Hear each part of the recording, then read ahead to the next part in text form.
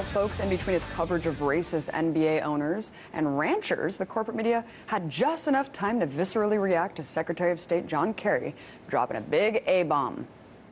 Secretary of State John Kerry is pushing back after drawing heavy criticism for comments he made about Israel during a closed-door meeting with world leaders on Friday. At a closed-door meeting in Washington Friday, Kerry said if Middle East peace is not achieved, Israel could become an apartheid state. That remark triggered a storm of criticism. Certainly, using the term apartheid is a loaded comment, and that's what had Republicans, as well as some Democrats, up in arms over Secretary of State John Kerry's remark. This is beyond something requiring an apology.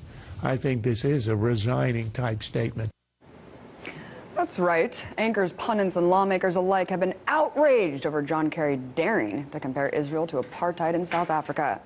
While the media feigns anger over Kerry foreseeing potential apartheid in the future, let me break down the reality. Israel is already an apartheid state. In fact, instances of institutionalized segregation in the country abound. For starters, Israel has a permit system, which restricts travel for ethnic Palestinians in the West Bank, limiting where they can live unless they obtain permits from the Israeli government. These checkpoints aren't all that dissimilar from South Africa's pass system, which restricted movement for blacks.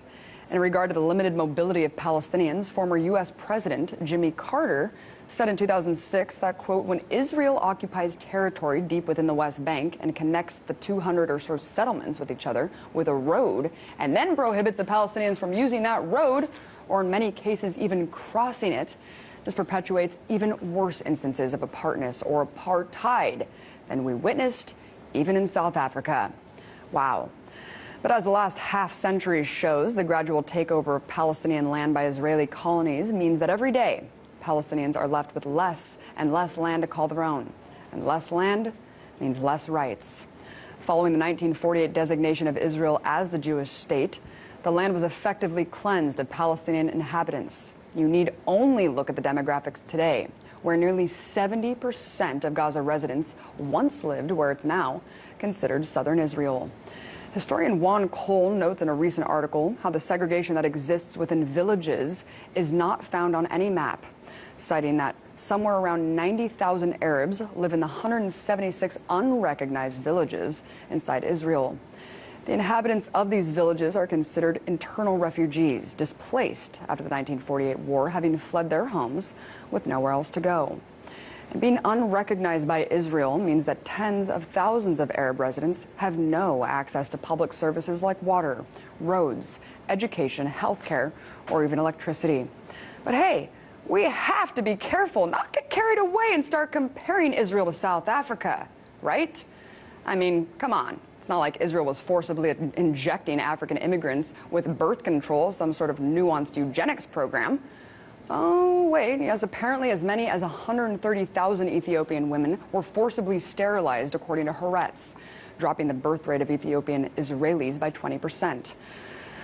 All right, but at least Israel didn't uphold a law banning Palestinians from living with their spouses in Israel, right? Oh, wait, they did. Despite human rights organizations calling the ruling racist, Israel's Supreme Court has legally prevented thousands of individuals in the West Bank and Gaza from living with their spouses in Israel. All right, fine. But at the very least, there aren't any parts of Israel that would introduce racially segregated schools, right? Unfortunately, they're doing that too. Last summer, children in South Tel Aviv attended preschool classes segregated by race. So, knowing all of this, is it really any wonder why we're seeing growing support for the Israel Boycott, Divestment, Sanctions Movement, or BDS, where just like South Africa, an international movement is galvanizing to divest and boycott Israel for its apartheid system? So, given the emotional reaction to anyone simply criticizing the Israeli government, these unpopular truths are rarely discussed. But I think it's about time we call a spade a spade. Call it segregation, call it racism, call it what you will. But institutionalized discrimination and systematic oppression over any group based on race is the definition of apartheid.